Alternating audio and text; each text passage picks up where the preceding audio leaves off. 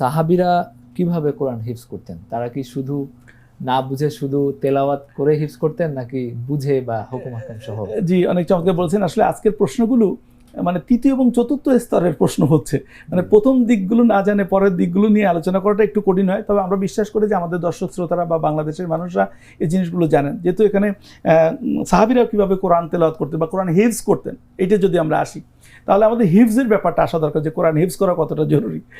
রাসূলুল্লাহ সাল্লাল্লাহু আলাইহি সাল্লাম তো হিফজ করেছেন এবং আল্লাহর ইচ্ছায় জিবরিল আলাইহিস সালাম তাকে শিখিয়েছিলেন, এবং আল্লাহ রাসূল সাল্লাল্লাহু আলাইহি সাল্লাম যখন কোনো কোরআনের আয়াত বলতেন, সাহাবীরা সাথে সাথে মুখস্থ করে নিতেন।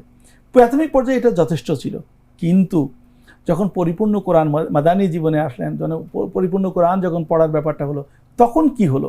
আমরা জানি যে ওমর রাদিয়াল্লাহু তাআলা আনহুর একজন ছেলে, খুব বেশি পপুলার হাদিস বর্ণনার ক্ষেত্রে, আব্দুল্লাহ ইবনে উমর রাদিয়াল্লাহু তাআলা আনহু, ওনার ব্যাপারে আসছে যে আব্দুল্লাহ ইবনে উমর রাদিয়াল্লাহু তাআলা আনহু সূরা বাকারা মুখস্থ করতে 8 বছর সময় লাগছেন।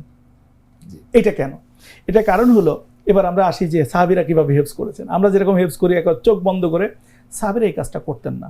কারণ সাহাবীরা জানতেন যে কোরআন নাজিল করা হয়েছে মানুষদের দিক নির্দেশনার জন্য, এটাকে প্রিজার্ভ না করলে পরবর্তী প্রজন্ম পাবে না, এই জন্য কিন্তু তারা মুখস্থ করেছেন। কিন্তু তারা এই মুখস্থ করার ব্যাপারটাকে এভাবে নিয়েছেন যে কোরআন মূলত আসছে আমাদেরকে দিক নির্দেশনা দিয়ে সঠিক পথে নিয়ে রাখার জন্য, আমরা ওইটার পরে আমল করতে পারছি কিনা। ফলে অনেকগুলো হাদিস থেকে আমরা দেখতে, জাবের রাদিয়াল্লাহু একটা হাদিস এভাবে বর্ণনা করা হচ্ছে যে সাহাবীরা 10টা আয়াত মুখস্থ করতেন, সেই আয়াতের পরে আমল পরিপূর্ণতা না আসা পর্যন্ত তারা আর পরবর্তী 10 আয়াতের দিকে যেতেন না। ফলে এক একজন সাহাবীকে, পরবর্তী যুগের সাহাবীদেরকে হেফজ করতে কিন্তু অনেক দীর্ঘ সময় লেগেছে। তবে কিছুজন সাহাবীদেরকে এই কোরআন সংরক্ষণের জন্য দায়িত্ব দেওয়া হয়েছিল, তারা ইনস্ট্যান্ট মুখস্থ করে রাখছেন।